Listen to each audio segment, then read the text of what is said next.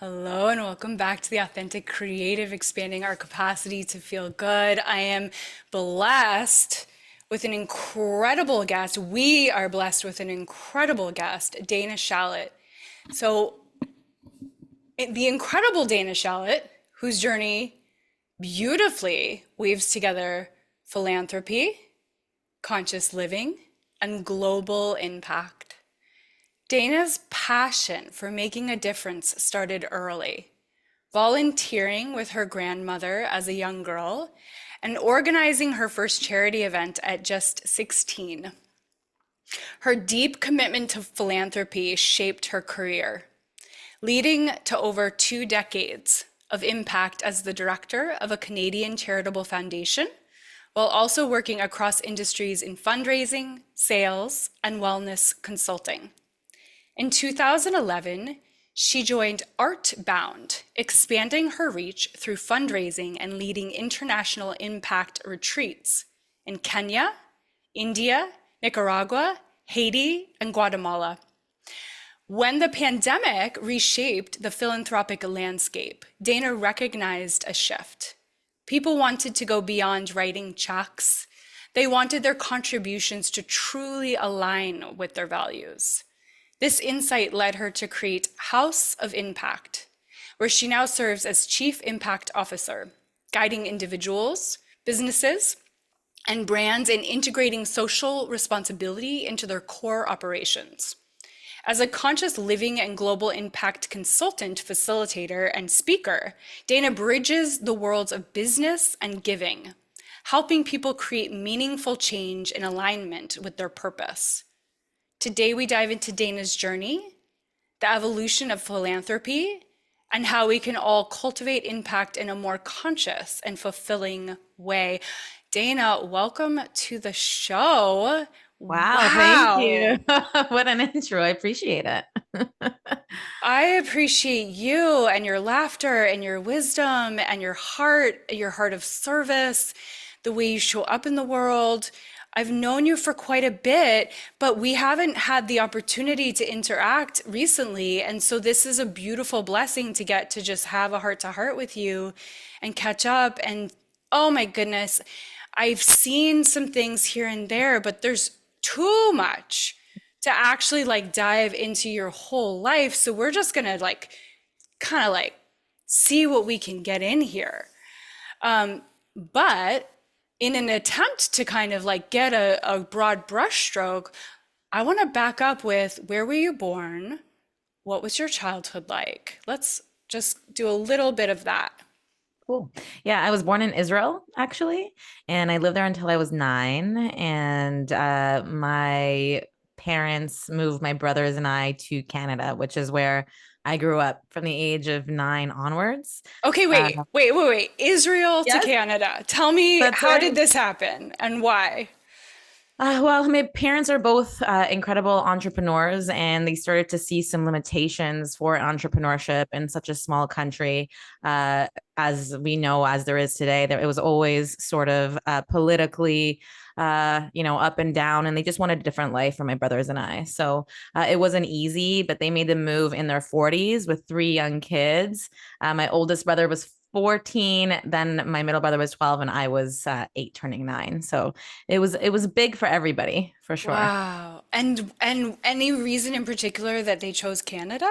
Yes, I had an aunt here, and well, I'm not there anymore, but I had an aunt in Canada, and my mom had studied at university, so there was just some connections there, and that's how they made the move. That's so amazing. I'm very It's grateful. interesting to think about like our soul's trajectories and what we consciously knew and didn't know and what was like always destined. It's Absolutely. just amazing. So you end up in Canada, which is such a fabulous country. And then now you're in Costa Rica? Correct, correct. Okay. I got stuck here during the pandemic with my dog, and never turned back. And it was the best decision you made.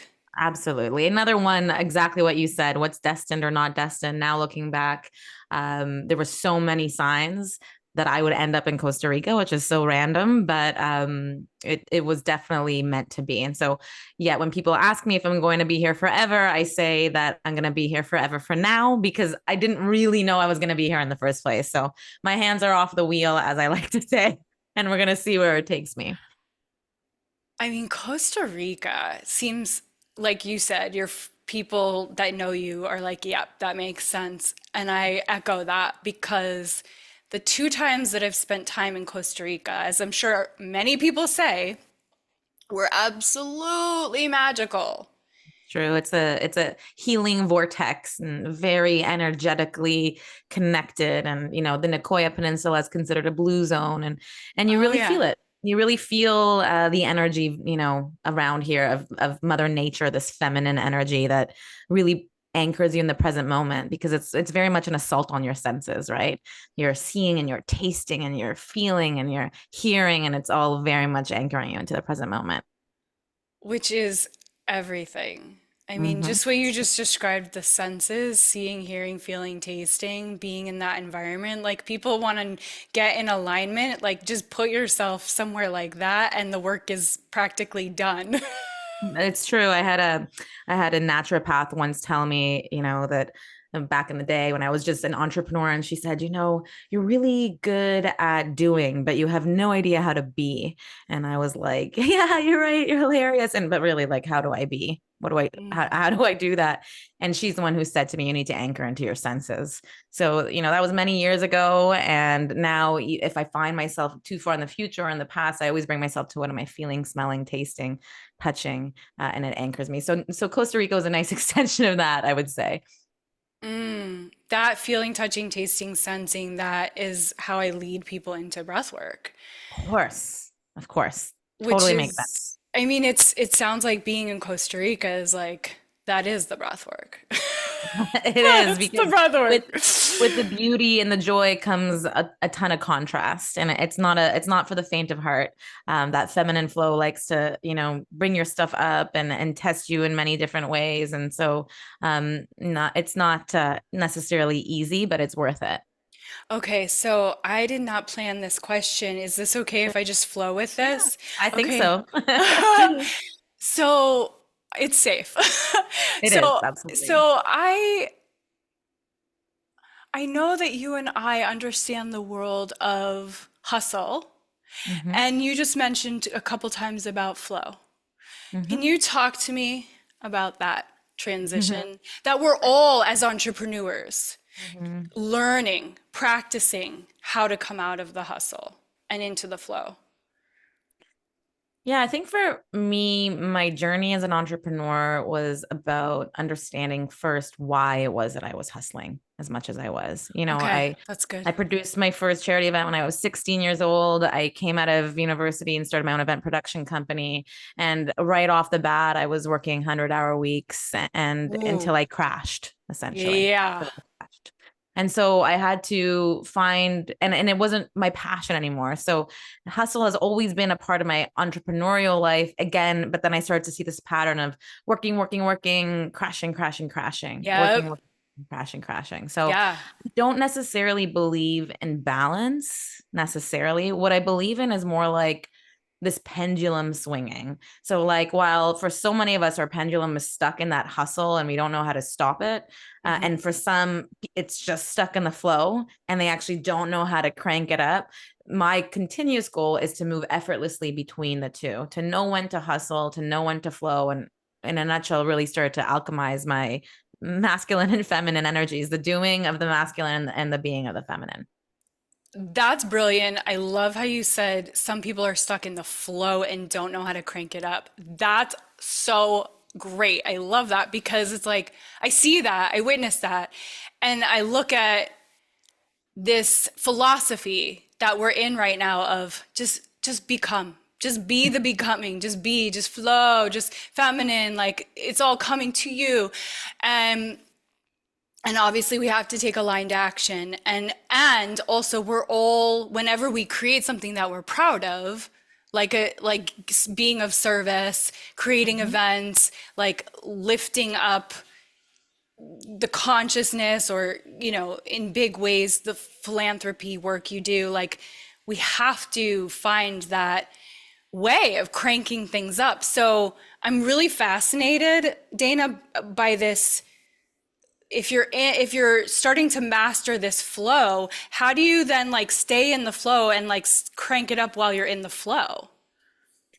Yeah, I think it all comes down to awareness. I think for so many people, we were so used to being in the hustle, or let's just call it the masculine doing energy. And it was so celebrated, so much more so. Like how many times we heard the people being referred to as lazy because they just weren't doing anything, right? Mm, I know I grew up with that, yep, when people were just sure. sitting around, they were just being lazy. And so I Yeah, just, yeah, so I would say that for so many, they've had to push the pendulum completely to the other side. They've had to go from doing to just being. I know I did. I spent many years just being. It was way more uncomfortable for me than my doing. And so now what I have, which I didn't have before, I would say was just an awareness of when I'm overdoing and when I'm really ready to start moving. So like from my kind of personality, I have to be longer than I think I need to. So got do it. less works better for my type of fiery personality, where it's much more comfortable for me to be in action. So Got where it. on that scale, you just start to cultivate awareness of, what will actually energetically create balance within my system. That's Yeah, the and like question. you said, it's just like that awareness of your kind of MO, your natural tendency Mhm. to, if you're naturally fiery, if you naturally tend to want to just do.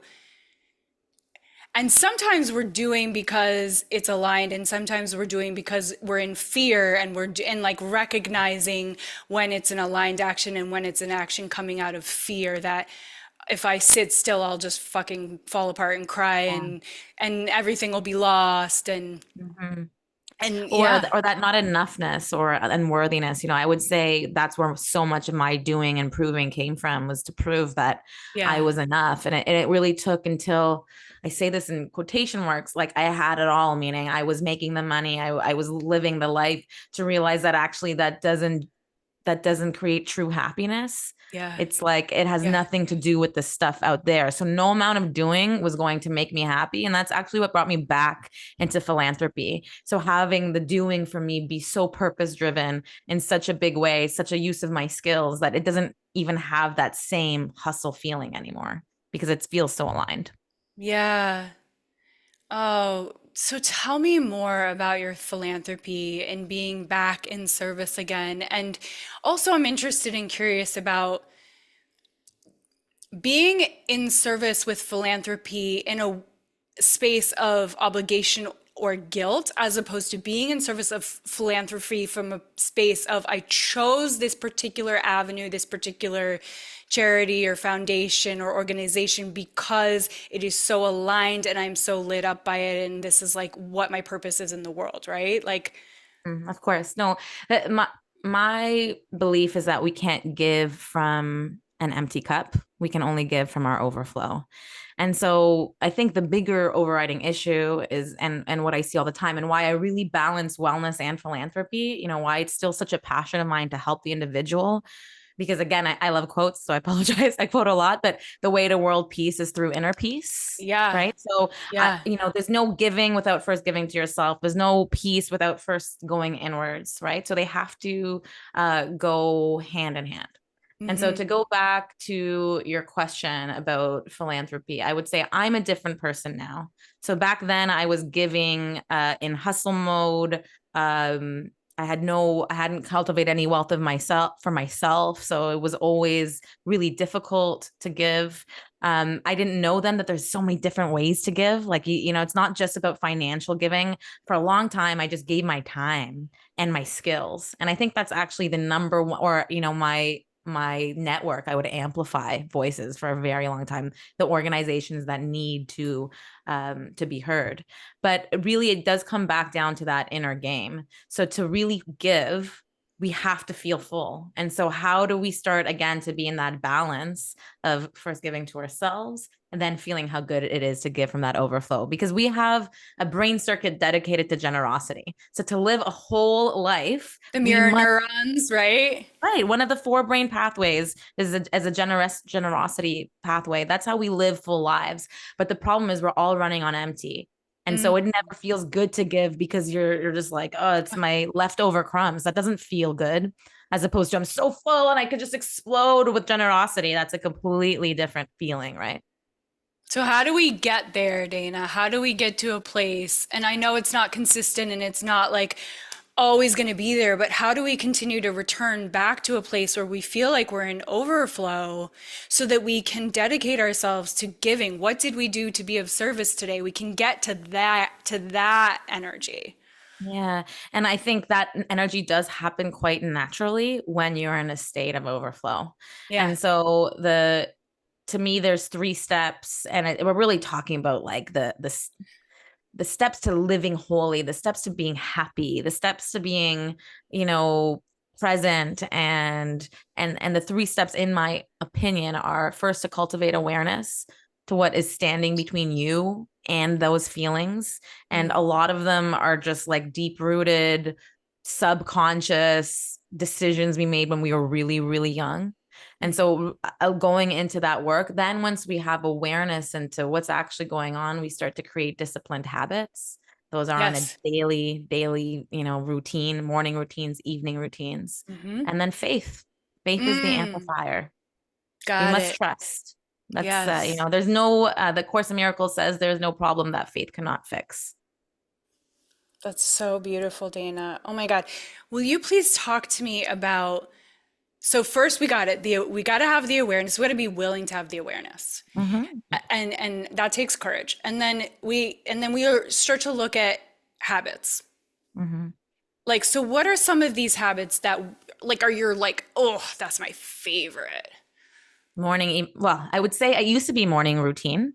Um, it was absolute, but then my evening routine really quickly took the lead there because how we go to sleep is how we wake up. And so it's That's all good. about, to me, about calming the nervous system. So again, so many of us are, in that alpha brainwave going 100 miles an hour all day. And then we get into bed and hope we just crash and go to sleep. And then we review all the things we didn't get done. And then we wake up stressed. Yeah. And so it's almost like, what if we celebrated at the end of the day? My routine include like changing the lights, lighting candles, I meditation music, incense. I am like having a spa day in my room every night before bed, Uh, pretty much, but it really impacts how I wake up. And then I do something, I take a slow mornings. I'm a big fan of slow mornings. and I impacts how make you sleep. The fact that you oh can have sleep, I'm yeah, sure. you're trying, most people are trying to go from 100 to zero. And, I think, this, I'm a clinical hypnotherapist. I'm fascinated by the way the mind works and how brain waves work and how our subconscious mind works. And that's the biggest thing, is that we're trying to move from the conscious to the subconscious with no slide, just like a jump, And so Yeah. how do you, again, start to move that pendulum a little more smoothly? That's the Okay, goal. you just mentioned being a hypnotherapist. Can you please talk to us about that more? Yes, I know I'm very multi-passionate. I have a lot of things, but to me, they all work together somehow. Of Which is course. again, is you take care of the person in order to take care of the collective, right? Are you a So manifesting generator? I am. How'd you know? Me too. Me too. Yeah, Me too. multi-passionate, right? That's the Yeah. goal. Yeah, But it absolutely. all has a through line. Yeah. Absolutely. I had a mentor tell me once that I had to really concentrate on one thing if I wanted it to work, and I tried that. It just didn't work for me. No, no. It's like cutting off an arm. No, Exactly. You know can't do me, you that. know me. So yes, hypnotherapy. I became certified in hypnotherapy because it was a modality that really supported me. I just had such huge breakthroughs by going into my subconscious mind. And so I got certified in it for fun. And then I just started practicing, and my practice took on its sort of its own unique way, and I still do it. I still do it on the side of my full-time business because but very little. Just I have a very small client base, and but I do it because I love it and because I You're know the difference. selective about so if I someone have wants to to be. come to you for that, then it's Yeah, like, it's a bit of a longer wait, but that's okay. yeah. I love it because I can help people in ways that I don't, as breath work does, for example. Like it's such a deep modality that goes right into the core. That's how I feel about hypnosis. Oh, I love Yeah. hypnosis. I love these things that tap into the unconscious because you were talking about like it starts with when I said like how do you get there? You're like it starts with being conscious. And Yes, we need to address the subconscious in order to even change anything, right? exactly. One of my favorite Carl Jung quotes is that until we make the unconscious conscious, it will run our life and we will call it fate. Yes, that's so And powerful. I love that you can quote these things. That's it's so weird. I powerful. can't do multiple choice questions. I've failed every multiple choice exam, but I have a weird photographic memory for quotes. So there we go. That's how our That's brains work. amazing. Okay, I do have a few planned questions. So, what has All your right. journey taught you, Dana, about the connection between conscious living and making a meaningful impact in the world? I think I touched upon it a little bit is that we have to take care of our own vessel first. We have to put on our own oxygen mask first. And the more full we feel, the more abundant we feel. And it's not about finances. It's actually about, just being present to the abundance that's already all around us. And then it just becomes natural to give. And therefore we live a whole life. Because again, that generosity circuit is one of four for us. So it's taught me to trust the journey and to keep making the main thing, which Yeah. is, you know, that it's me. I'm the main thing, Yeah, you're the you main know? thing. I love Yeah. that. And I love each of it. us are. Yeah. Yeah. So, how do you guide individuals and businesses in aligning their giving and philanthropy with their deeper values and purpose? That's we have a whole team that does that. It's very much what our business does. We do strategy, branding, marketing, and amplification for athletes and foundations and charities. And so our first, part of the strategy is just really getting clear on what our values are. And I'm a big advocate of not only organizations knowing and living and breathing their values, but us as individuals knowing and living our values, right? And so it doesn't matter if we're an entrepreneur. First, we start with our values and then we align everything else, including our processes. Everything must align with our values because, if you've heard that phrase, is if you never want to work another day in your life, right? What's that phrase? Is that you love what you do, you never work another day in your life? Hmm. That's what happens when we're aligned with our values. Okay. So, Yeah, question for you to follow up yeah. on that Mhm. is what if someone's like, well, I think my values are this because that's what I was taught. That was what my conditioning. That's what my family or society told me I should value. Therefore, I think I value this. What if someone is, or they thought they knew their values and then they're like sort of starting to crack open to like, are these my values? Mm, Is this in alignment? So that process of like, discovering what is my true core value actually that I wasn't taught that just intrinsically is there if I can totally. dust it off. Totally. I think many of us have really signed up for that fantasy that is, which is to me what society tells us we should be and what society tells us is good and right and all those things. So, in terms of values, I think it's also natural for values to constantly be changing as we grow and evolve. Mm. One of my favorite free resources is I don't know if you know Dr. DeMartini. He has an online values quiz. It's Ooh. free. It's one I love to recommend to individuals to do, and you can do it, as many Okay, times so as. we'll put that in the show notes. Yeah, Okay. it's a good one. It's a really good one. And of course, you can work with your own with a branding or if you're an entrepreneur, then there's branding and marketing companies that are constantly doing their own value kind of workshops. I know that's what we do with our clients. So that's on a bigger scale, but I think just knowing your own personal values, there's a lot of free resources online. Got it. I know for me, I've realized freedom, cr Ditto. creativity, Hmm.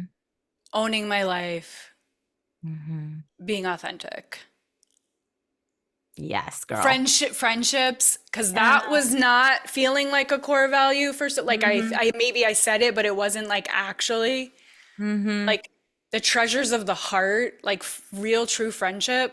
Mm-hmm. It's so easy to just like put that on the back burner and just like work, but I have to work. So Yeah. that's why I like this because it's like, no, my work is creating friendships. My work, It's yeah, I can relate. It's one of my values is deep connection. So what I learn about myself, for example, and I think that's what you're getting at, what yeah. you get out of these conversations is I really lose a lot of energy when I am having high level conversations, meaning people always say, "Oh, you're such an extrovert." And I am actually super introverted because I lose energy when I'm having high level conversations. I need to like dive into the soul and tell me everything about you. And, let's get into it. That's when I expand in energy. Do you know what your environment is in human design by any chance? Oh, what are they? What are the words again? So mine's caves. Oh, I have no And then idea, there's like actually. mountains, there's valleys, there's kitchens, there's markets. We can look yours up later. Oh, I'd Um, love to. yeah. I love Okay. this. I want to ask you what moments in your life have most shaped your approach to generosity, creativity, and creating change? Oh, what a beautiful question. Thank you. Um, you sort of touched upon it in the intro, but for me, my grandmother and my nonna, she got me started really young, and we were just volunteering at a retirement home, and she cooked all this food, and I served it, and I brought it. We brought it on the bus, and we brought it there, and we set it up, and I think I must have been 6 or 7, and Was this in so Canada or in this Israel? was in Israel, yeah, in Israel, Okay. yeah, Wow. and so like that you know what it created? If I really think of how I felt so connected to people Yeah. in that experience. It Yeah. didn't matter that they were so much older than me. It didn't matter. Like everyone was in it together. And so Mm, if you've heard of Maslow's hierarchy of needs, like yes. that community, that connection, it's like it's a basic need. And we're so disconnected in our Yeah. society. We don't even know our neighbors some of the time if we're in the big cities, right? And Yeah. so, yeah. Sorry, go ahead. No, Jump in. I was just sorry to interrupt you. I'm just No. thinking tribal. Like Mm-hmm. I was just with a bunch of women hosting a retreat in Mountain Village, Oregon, and we're moving around the kitchen around each other. And there's no like needing to ask, like, hey, could you sway to the side? One woman just like sway. She feels me coming, she sways. There's four of us in the kitchen. We just move. The And dancing. I said, "Oh my gosh, women need to be together. Like this, like cooking in the kitchen together and like let's go fuck the men like later and then we'll come back to the kitchen like we need to be together It's in true that, tribe." and like raising babies too, like my best friend is here with her baby, and you have to see this. I live in a little community here in Costa Rica, and like the baby just goes to the neighbor and then to this friend, and she's just so taken care of. We're a lot of women here, just all the women are Oh, constantly jumping in. It's really beautiful. And there's obviously space and need and desire for the masculine, as well. So I always like to say that because there's so much room for everything to flow beautifully and harmoniously together. yes, we need that structure, we need that masculine. I love our men, I love I them. love our men. Okay, so next question here, and this is the last one I have prepared, is in your experience, how does expanding our capacity to feel good influence the way we give, serve, and make a difference? You touched upon this already. Ooh, what a question. Capacity to feel good. I think I would say we have as much fear of our highs and our good emotions as we do of our low emotions. Yep. Um, and I personally experienced it. I shared it earlier, when I was at the top of my game that I had been building for so many years. It's only when I got there that I emotionally started to crash because I was like, what if it's not about the money, if it's not about the fame, if it's not about the job or the guy or the car or the house, then what is it about? And it was like this huge, truly a dark night of the soul for me, and it lasted quite a while. And so I think happiness is an inside game, and I think that's where no matter where you go, there you are. And Mhm. so our capacity to give is based on our capacity to feel good. And that takes really stretching our edges, our capacity to feel, not just feel anything, but feel our Mm. capacity to feel our good will be determined by our capacity to feel our bad. Yeah. So it's like, how do we Yes. start to expand our ability to hold sensation? That's really what it comes down to Ooh, that's without good. reacting. Right. So, yeah, I'll leave it at Ability to that. hold sensation. Oh my gosh, tell me more about, can you speak more about the ability to hold sensation, please? Anything else Yes. you, I mean, that's just like a whole book right there. It's not mine, which most of the things I say are not actually mine. Okay, So that's okay. I'm a quoter. I think most of us are. It's really the Rolodex what we It's learned the in our brain, collective. the Yeah. collective. Um, I would say the best program that really deals with our ability to hold sensation is a program or a course called Vipassana. It's a 10-day silent meditation course where you don't speak, you don't write, you don't do anything for 10 days. And what happens when you have no outlets for the energy of your body, you really start to feel the energy in your body. You feel it in breath work, you feel it in somatic work to really start to feel what's happening in your system, what sensations are happening, and to not be scared of them.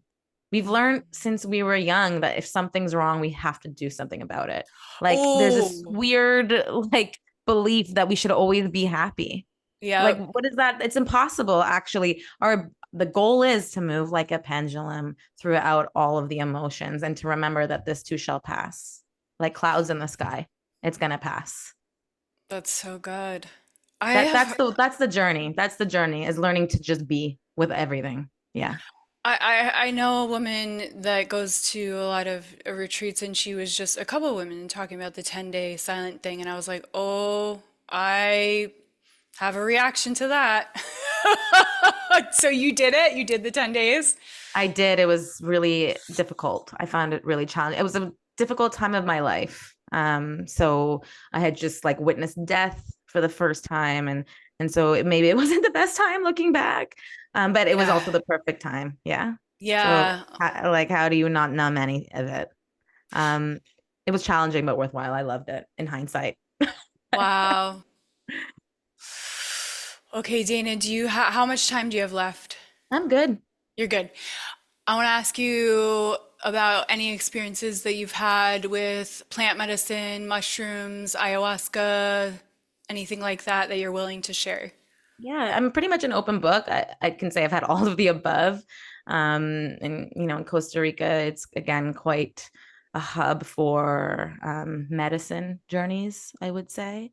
I would recommend everyone, doing their research and making sure it's with the right group and the right facilitation and so on and so forth. But to me, it was part of the journey of, oh, and I will also say it's not for everybody, but for me, it was part of the journey of, diving into the depths of my mind So and seeing what I could. yesterday, Yeah. sorry to interrupt you. Yesterday, I saw Oprah did a podcast interview about, she said for 10 years she's been researching, and this is the first time I've seen her talk about psychedelics. Right. And I was like, oh, we have reached this full tipping point if Oprah is now promoting psychedelics. Mm-hmm. It's That true. is very exciting. It's true. And you feel it. And like everything, you gotta be mindful. I heard someone say about Costa Rica that we call our parties ceremonies here, and we all had a good laugh about it. But you also have to be mindful of that we're not replacing one habit for another, because you want that integration time. Whatever you learn in those other dimensions and those other experiences, you want to be able to bring it back to the here and now and integrate it into your life. Right. It is not the pill. It is not one more pill. It is not the Band-Aid. It is the teacher to then bring you back to the lesson. What Exactly. and It'll the maybe open the practices. door. If you're willing to have the courage, it'll open some doors to look to see what's actually going on, what you're still holding on to. We come Yeah. into this world like a being of light. The energy is just moving, flowing through us, and then things happen that creates blocks in that energy. And so psychedelics or medicine like that just creates another opportunity to look at what those blocks may be so that we can release them. Yeah, I think you're so right. It really is an individual, delicate, intentional Mm. matter that is not for everyone, and people have to really be discerning about when set and setting and all of that. Hmm. For me, my experience was that of the deepest surrender I've ever had. So to me, it's like now I have a reference point for that type of deep, that kind of deepest surrender. Also a reference point for 10 dimensions being real. Hmm. It Yes, was fair just enough. before it was just a An thought, idea. an idea, Right. but that was like, oh, got it. Right. No, I hear you 100%. I can relate to that. Yeah. Yeah. Well, this feels like just the touch point of so many more deep conversations that I would love to have with you. If you guys want to get into Dana's world more, what are the things that are going to be portals for them in your world? What, like, where do we want to lead them? What might be interesting for them? So, for the greater community, I have two offerings essentially. So I still have my private practice as a clinical hypnotherapist and consultant. So if someone's interested in that, they can absolutely reach out. And then I do host limited amount of retreats that I am passionate about throughout the year. So I have a writing retreat coming up. I And I saw have that. what I call impact retreat. So that's something that will always continue.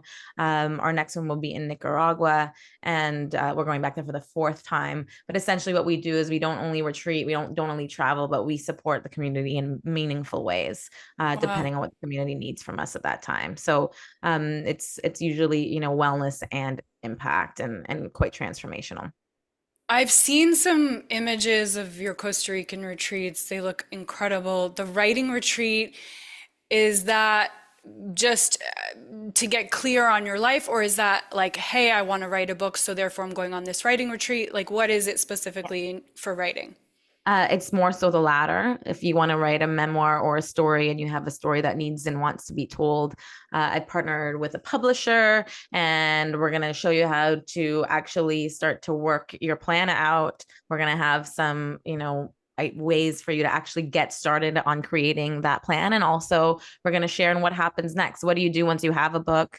How do you publish it? How do you promote it? What's the goal? What are your values, et cetera, et cetera. So that's what we'll be covering in the week. And I do these things because I love them for myself. So when Okay, it so comes to other do you retreats, have a book, Dana, that I'm I'm in the not? process of writing it. So Okay, that's why I created a retreat because I know for me, I won't write unless I have time set aside to write, like everything. So that's what this retreat's about. Come and join me and we I can all have love some fun it. together. That's incredible because we are now in the era of not gurudom, but like, come with me.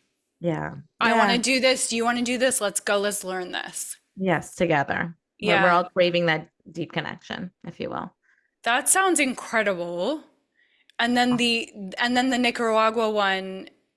Dates to be Um, determined. So I still okay. haven't launched we just were there in December. So I haven't launched the next dates yet, but you can go on to natureoflivingretreats.com and get in touch there and I'll keep you guys in the loop if you're interested. All right. And Well, of course, that's I'm not too gorgeous. active on Instagram these days, but if I do check my DMs, so if anybody has any questions, just reach out. I'm very open to that. Amazing. Yeah. Dana, thank you so Thank much for you. saying yes to Thank connecting you in so this much. way. This was so nourishing for me. I really enjoyed this, and you're so incredible. I mean, the fact that you grew up learning how to be of service and that you've had such a, you know, so many different cultures in your life, you really are this bridge, not just geographically for people to experience different cultures, but you're also a bridge from 3D to 10D or 5D, whatever you want to call it. Like you from the conscious to the subconscious, you seem to be a bridge in many different levels. And I think that's such a gift that I appreciate, and thank you for, being the manifesting generator that you are in going all these different paths and showing people the way, and being willing to mutate into the next evolution of your soul's calling. That takes courage, and it's beautiful to watch. So thank you for Thank you. your heart of service, and also your commitment to your own transformation that you bring us along on, because that's a big deal. Thank you. That means a lot to me. Truly. I receive that wholeheartedly. Thank you. You're so welcome. Well, I keep want to keep talking, but we're going to let you guys go. Stay tuned for more. Loving you. Please keep expanding your capacity to feel good one breath at a time, and we'll see you soon.